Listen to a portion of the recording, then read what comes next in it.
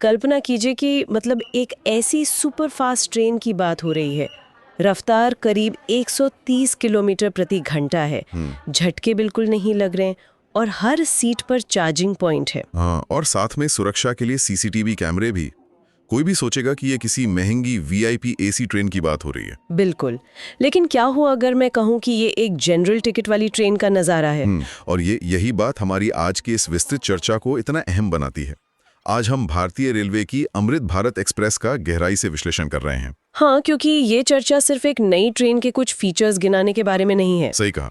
ये असल में ये समझने के बारे में है कि कैसे आम आदमी के लंबे सफर को अब आधुनिक तकनीक से जोड़ा जा रहा है। जब मैंने इन जानकारियों को करीब से पढ़ा ना, तो मुझे लगा कि ये कुछ वैसा ही है जैसे इकोनॉमी क्लास की टिकट पर आपको अचानक प्रीमियम इकोनॉमी का अनुभव मिल जाए। अरे वाह, ये तुलना काफी सटीक है। बोझ नहीं पड़ रहा, लेकिन जो सुविधाएं हैं वो अचानक से कई गुना अपग्रेड हो गई हैं। बिल्कुल।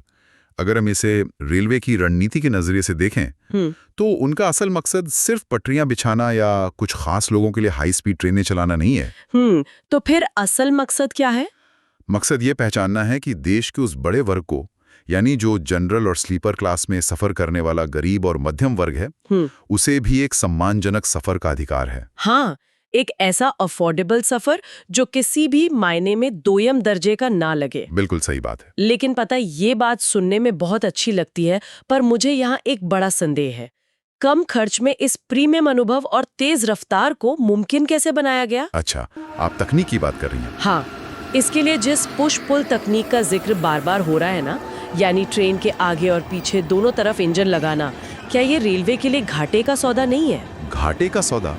वो कैसे? मेरा मतलब है, 2 इंजन का मतलब तो सीधा सीधा 2 गुनी ऊर्जा या डीजल की खपत हुआ ना। ये सवाल अक्सर उठता है, लेकिन असल विज्ञान इसके बिल्कुल उलट है। पुश पुल तकनीक का मकसद सिर्फ ताकत बढ़ाना नहीं है, बल्कि समय और ऊर्जा का, जिसे हम ऑप्टिमाइजेशन कहते हैं, वो करना है। अच्छा, तो ये काम कैसे करता है? इसे ऐसे समझिए जैसे 2 लोग सीढ़ियों पर एक भारी सोफा चढ़ा रहे हों। एक आगे से खींच रहा है और दूसरा पीछे से धकेल रहा है। ओहो, समझ गई।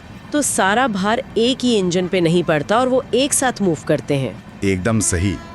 जब सिर्फ आगे इंजन होता है तो पूरी ट्रेन का भार एक ही दिशा से खिंचता है, लेकिन आगे और पीछे इंजन होने से ट्रेन एक रबड़ बैंड की तरह एक साथ गति पकड़ती है, जिससे झटके नहीं लगते होंगे।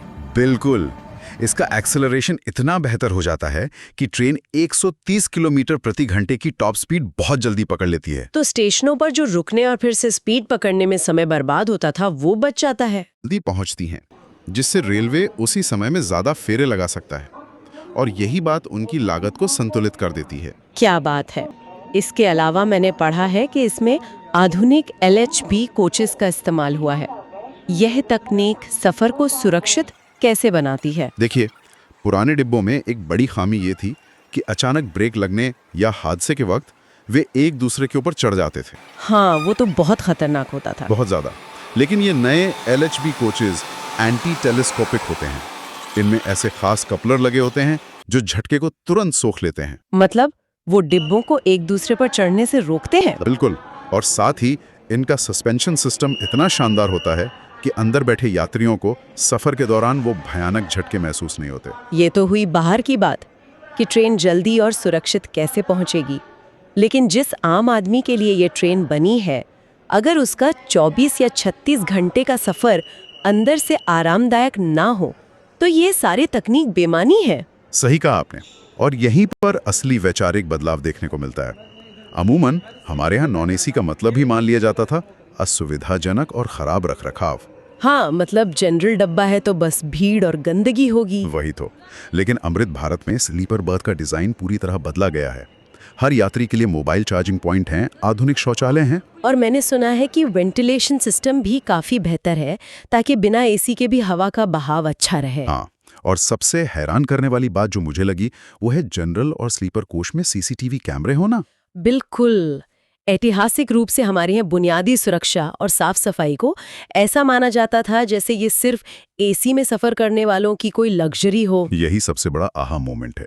2023 में जब इस ट्रेन की शुरुआत हुई तो इसका सबसे बड़ा संदेश यही था कि बुनियादी सुरक्षा और आराम अब कोई लग्जरी नहीं रहे। मतलब तकनीक और अच्छी डिजाइन का फायदा अब सिर्फ कुछ खास लोगों तक सीमित नहीं है। जी हाँ। तो कुल मिलाकर देखें तो अमृत भारत एक्सप्रेस सिर्फ लोहे और स्टील का ढांचा नहीं है, बल्कि तकनीक और आम आदमी के बजट के बीच का एक बेहद व्यवहारिक संतुलन है। बिल्कुल, ये लंबी दूरी की आम यात्रा के भविष्य की एक बहुत ही स्पष्ट और सकारात्मक झलक है। इस पूरी चर्चा ने एक ऐसे सवाल पर लाकर खड़ा कर दिया है जो शायद हर किसी को सोचने पर मजबूर कर दे। वो क्या? जब जनरल और स्लीपर क्लास जैसी आम ट्रेनों की गति, सुरक्षा और सुविधाएं इतनी आधुनिक और हाईटेक होती जा रही हैं, तो क्या आने वाले समय में लग्जरी यात्रा और आम यात्रा के बीच का फर्क सिर्फ एसी की ठंडी हवा तक ही सीमित रह जाएगा? ये वाकई सोचने वाली बात है।